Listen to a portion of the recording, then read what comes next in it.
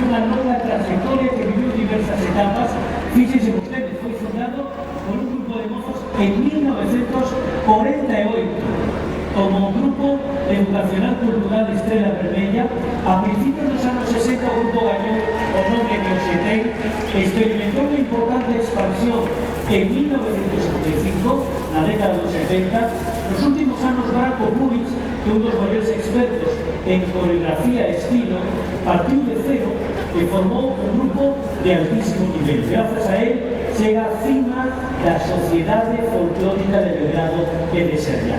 Nos 75 anos de existencia formáronse 7.500 mozos no campo do folclore, que foi todo. Actuou en máis de 20 países, máis de 75 festivais internacionais e conta a día de hoxe con máis de 200 membros que forman parte deste grupo. E queda por saber os bailes desta noite. Ahí está. Primeramente será Timo, danza de Bastareu, con momentos divertidos que os queréis saber seguidamente. Será danza sosto, danza de ritmo rápido, do leste de Serbia, preto da fronteira búlgara, e se arrematarán. Pois o mismo que con México temos Jalisco, que temos con Serbia? Vojvodina.